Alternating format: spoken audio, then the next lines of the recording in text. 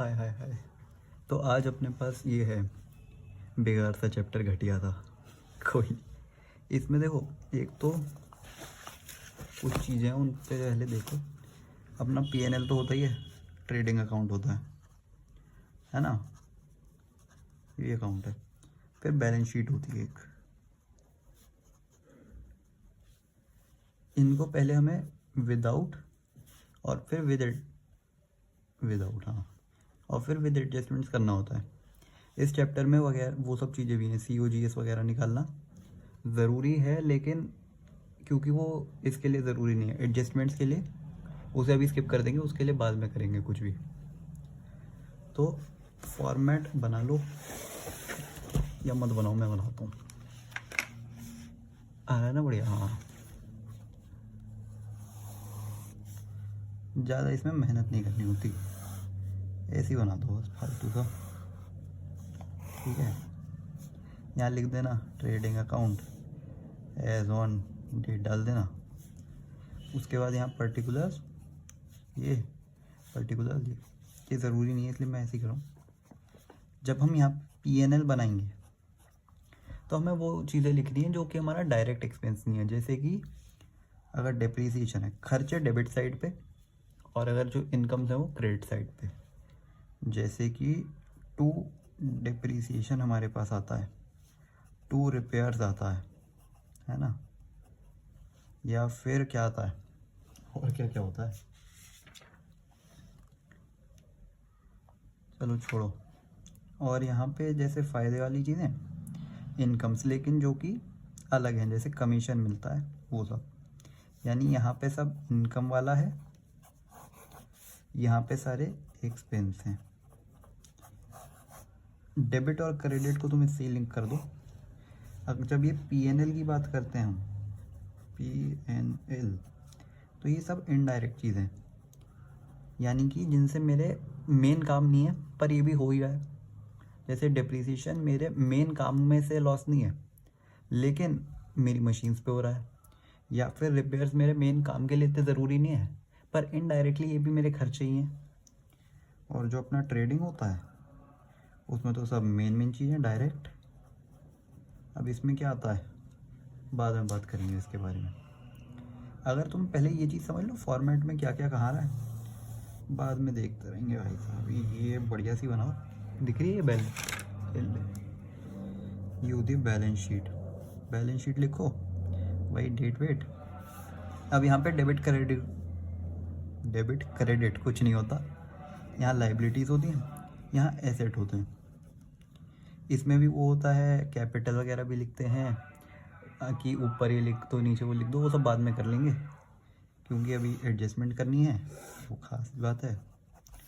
ठीक है, एसेट यानी कि मेरी जो प्लांट है, या फिर मशीनरी है, या फिर व्हीकल है, और क्या होता है, जिन लोगों से मेरा पैसा आना है, यानी ट्रेड रिसीवेबल है। लाइबिलिटीज़ क्या होती हैं, जैसे आउटस्टैंडिंग सैलरीज़ हैं, या फिर और क्या होता है, आउटस्टैंडिंग रिपेयर्स हैं। ये सब चीज़ें जो होती हैं जिधर मेरे को पैसे देने हैं या जिन लोगों को देना है, तो ट्रेड क्या होता है, ये पेएबल, वो भी यहीं आएगा। ठीक है, अब ट्रेडिंग की बात करेंगे सिर्फ थोड़ी देर तक। ट्रेडिंग अकाउंट, अब हम इसे गंदा भी नहीं बनाएंगे, सही से बनाएंगे। यहाँ पे लिखो फॉर ईयर एंडेड डेट, बढ़िया सी, मतलब डेट कोई भी लिख सकते हैं, बढ़िया सी लिखनी ज़रूरी नहीं है।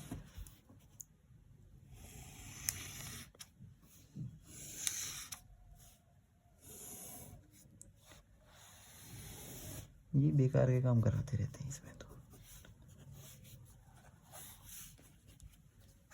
ये सब लिख देना भाई, ये डेबिट क्रेडिट लिखना पड़ता है, इसके मार्क्स होते हैं।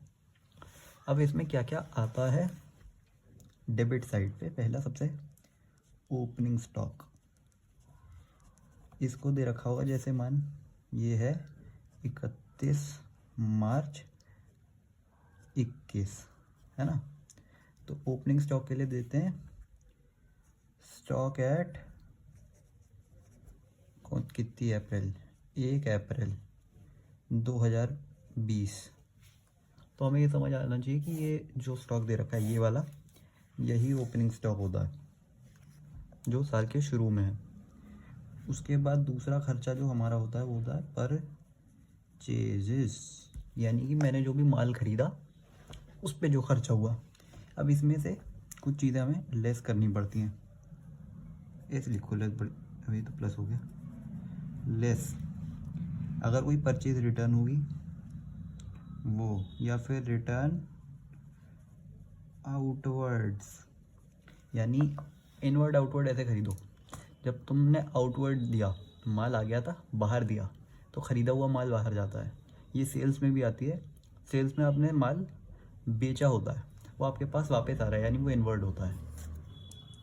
खैर, इसमें से ये भी लेस होगा अगर कोई आपने सैम्पल्स देते हो तो, वो भी लेस होगा अगर आप ड्राइंग्स कुछ करते हो तो।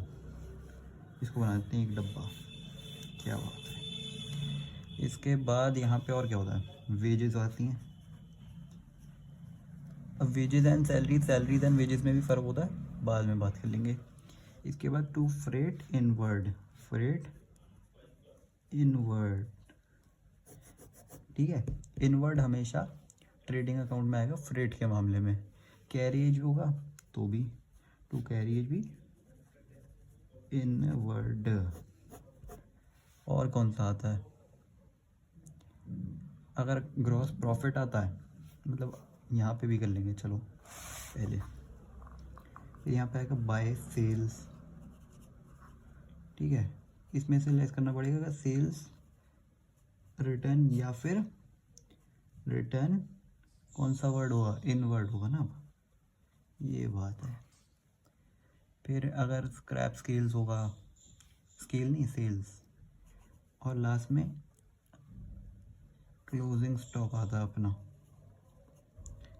अब क्लोजिंग स्टॉक यहाँ क्यों आ रहा है, क्योंकि वो मेरा खर्चा नहीं है ना, एक तरीके से वो मेरा माल है, वो मेरी कमाई तो है, आगे काम आ जाएगा। और अगर मेरा पे ये सब करने के बाद यहाँ का एक टोटल आता है, जहाँ का टोटल आता है, अगर हम माने ये बड़ा था और ये छोटा था, यानी मेरे खर्चे ज़्यादा हैं, मेरे नहीं खर्चे कम हैं फ़ायदे से, तो मेरा ग्रॉस प्रॉफिट होगा, तो उसे हम यहाँ लिख देंगे टू ग्रॉस प्रॉफिट। लेकिन बाय चांस अगर ये खर्चे मेरे ज़्यादा हैं इनकम से, ये यानी कि छोटा हो गया, ये बड़ा हो गया, तो लिख देंगे बाय ग्रॉस लॉस लिख देंगे, और फिर एंड में इनको इक्वल कर देंगे। बस इतना ही होता है ट्रेडिंग अकाउंट में, और कुछ नहीं होता। देखो भाई, अभी क्वेश्चन से रेफरेंस ले रहे हैं ट्रेडिंग अकाउंट का, यही ऐसे करेंगे इसे, बस स्टॉक एट ये जो डेट दे रखी है ना, यानी कि ये ओपनिंग स्टॉक है। ओपनिंग स्टॉक कहाँ जाएगा, ये आ गया डेबिट साइड पे, बिल्कुल सही है। फिर उसके बाद वेजेस डेबिट होता है, सेल्स क्रेडिट होता है। क्यों होता है, क्योंकि एक इनकम है। रिटर्न आउटवर्ड, यानी कि रिटर्न गया है, ये कहाँ जाएगा, परचेजेस में से। इसे परचेज में से हम लेस करेंगे ना, तो इसे अभी नज़र में रखेंगे। यहाँ हमारे को दिख रहा है परचेज है 10 लाख की, उसमें से 80,000 माइनस करेंगे। ये देख भाई, अब बताओ कोई बात है क्या। फ्रेट इनवर्ड, फिर से खर्चा, ये कहाँ गया, ये रहा। फिर यहाँ पे दे रखा है परचेजेस हमने कर लिया। कैरेज इनवर्ड, ये भी डेबिट है। और रिटर्न इनवर्ड जो है, यानी कि ये सेल्स रिटर्न है। सेल्स कहाँ थी, ये रही, तो इसमें से इसे माइनस कर देंगे, इन दोनों को उठा के ये रहा, ठीक है। अब यहाँ पे हमेशा ये देख के चलना है, ये हमेशा क्लोजिंग स्टॉक, ये लोग अक्सर ऐसे देते हैं क्लोजिंग स्टॉक, ये सब तारीख इतना 2 लाख का। अब ये हमारा क्रेडिट साइड है, ऐसे भी ला के यहाँ पटक दो, सिर्फ इतना ही होता है इसमें। तो ये जर्नल वर्नल जो है वो तो बाद की बातें हैं, पहले इसको देख लो, ठीक है। हाँ भाई, तो अब बनाएंगे P&L। ऑलमोस्ट बाकी सब कुछ सेम है, 2 चीज़ें अलग हैं। एक तो इसमें अब नेट प्रॉफिट या लॉस आता है, नेट प्रॉफिट या लॉस आएगा। ट्रेडिंग में हमारे पास ग्रॉस आता है। और दूसरी चीज़ जो होती है अलग, यहाँ पे इनडायरेक्ट एक्सपेंसेस की बात की जाती है या इनडायरेक्ट इनकम्स की। इसलिए हमारे पास ये इस बार थोड़ा ज़्यादा बनाना है क्योंकि बहुत सारी चीज़ें होती हैं, इसलिए हम लिखेंगे ये। हमारे पास किताब है ना, देखो भाई, क्योंकि बहुत कुछ है। देखो ग्रॉस जहाँ पे हमने वो निकाला था ट्रेडिंग अकाउंट में, लॉस होगा यहाँ ले आना, प्रॉफिट होगा यहाँ डाल देना। ये क्रेडिट साइड है, ये डेबिट साइड है, लिखा है वैसे वहाँ नहीं दिख रहा बस। यहाँ पे सारी इनकम, इन रेंट दे सकते हैं तो उसमें हमेशा ये देखना, रेंट या तो दे रखा होगा क्रेडिट या दे रखा होगा रेंट डेबिट। कई बार कुछ भी नहीं देते तो हम उसे डेबिट मानते हैं। तो रेंट क्रेडिट है, क्रेडिट में डाल दो, डेबिट है डेबिट में डाल दो। पता है ना, debit all income and expenses, नहीं क्या होता है वो, debit all expenses and losses होता है। हाँ उल्टा बोल दिया थोड़ा सा, वही काम करता है। देखो ये डालने के बाद सैलरीज, यहाँ पे सैलरीज आया वहाँ वेजेस, तो वेजेस एंड सैलरीज दे देते हैं कई बार, सैलरीज पे दे देते हैं सैलरीज एंड वेजेस। तो इसमें जो वर्ड पहले दे रखा हो उस पर फोकस करना। अगर वेजेस हो तो ट्रेडिंग में डालना, सैलरीज हो तो पीएनएल में। फिर रेंट प्रिंटिंग ये सब फालतू फालतू फालतू फालतू सब फालतू चीज़ें, लेकिन ध्यान रखनी इसको थोड़ा अलग डिब्बे में रखेंगे, बढ़िया लगेगा। या तो ये या तो ये आएगा, बाकी सब कुछ एकदम सेम है, इसलिए ज़्यादा वक्त नहीं लगाएंगे। चाहो तो एक बार देख लेना पॉज करके कि क्या क्या। अच्छा कुछ नहीं, क्वेश्चन पे आ जाओ। कैपिटल है, हम इसको भी, अच्छा कैपिटल है, इसको हमारे लिए कुछ नहीं है। उसके बाद स्टॉक हमारे को दे रखा है कितना है, बनाना क्या है हमें। अब देखिए यहाँ पे ट्रेडिंग और पीएनएल अकाउंट साथ में बनाने को बोल दिया, तो इसमें क्या करते हैं, ट्रेडिंग पीएनएल लिख देते हैं ऊपर साथ में, ऊपर ट्रेडिंग लिखेंगे, नीचे पीएनएल हो गया। बना के दिखाता हूँ, बढ़िया ये बना देंगे, trading and PNL account.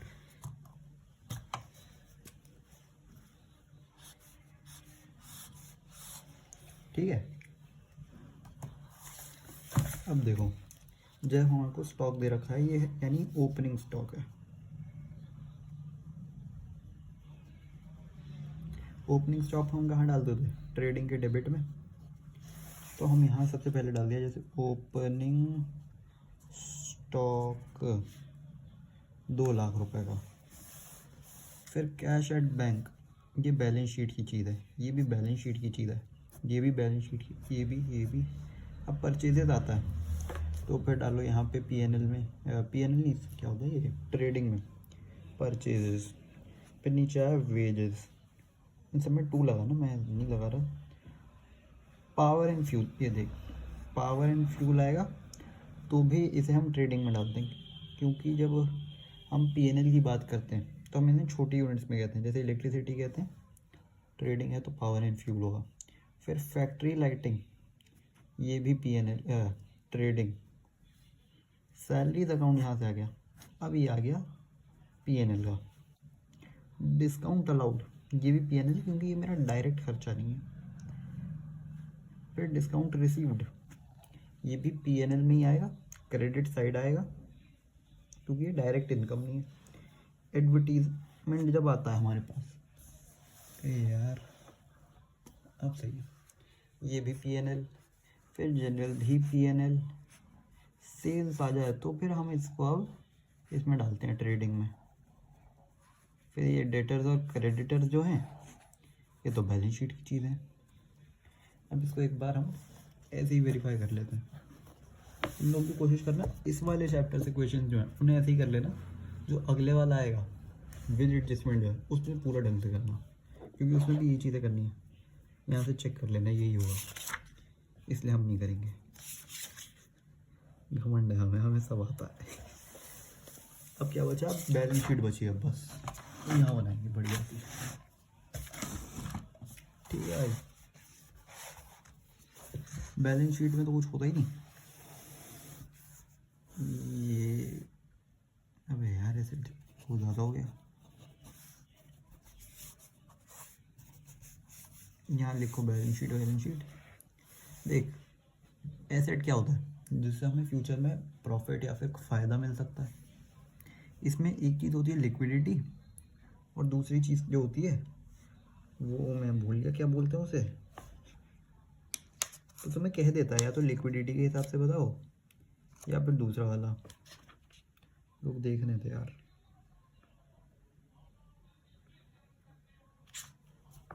In permanence यानी लिक्विडिटी का उल्टा। तुम्हें दे दिया लिक्विडिटी तो कैश इन हैंड सबसे ऊपर आएगा, और नीचे चलते चलते चलते चलते प्लांट। क्योंकि मेरे को अगर ये इसकी कीमत 10 रुपये है, इसकी कीमत 1000 रुपये, चलो, लेकिन अगर मेरे को लिक्विड कैश की ज़रूरत चाहिए तो ये ज़्यादा लिक्विड है इससे, यानी कि ये रहेगी लिक्विडिटी में, इन ऑर्डर ऑफ लिक्विडिटी। लेकिन जब एक्सीडेंट हो गया हल्का सा, उल्टा बोला जाता है, ऑर्डर ऑफ परमानेंस, परमानेंस। तो प्लांट सबसे ज़्यादा परमानेंट रहेगा, कैश इन हैंड चला जाएगा। ठीक है, ऐसा ही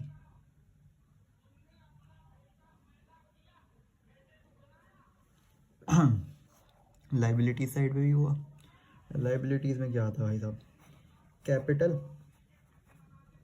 अगर तुम्हारे टीचर खड़ूस हैं तो फिर ऐसे ही लिखना, नहीं तो सब चल जाता है। उसके बाद चलते चलते चलते मतलब कैपिटल में से लेस ड्राइंग्स होती है, प्लस नेट प्रॉफिट वगैरह होता है। नेट प्रॉफिट है जो पीएनएल से आता है, यानी इसके बाद पीएनएल बनता है और पीएनएल के बाद बैलेंस शीट बनती है। जब पेपर में करोगे तो ऐसे करना कि जैसे इस साइड पे पीएनएल और ट्रेडिंग बना लिया और साथ में ही बैलेंस शीट बना ली, तो जैसे जैसे होता है साथ में करो, नहीं तो क्वेश्चन में हमेशा गड़बड़ हो जाती है। हाँ, ये सब होता है। और उसके बाद लाइबिलिटीज़ आती हैं, जैसे कि वो है क्रेडिटर है, ओवरड्राफ्ट है, जो भी है। इस चैप्टर में से विदाउट एडजस्टमेंट इतना ही ज़रूरी है। एक आध क्वेश्चन देख लेना खुद ही, मैं नहीं कराऊंगा, नहीं तो वीडियो हो जाएगी लंबी।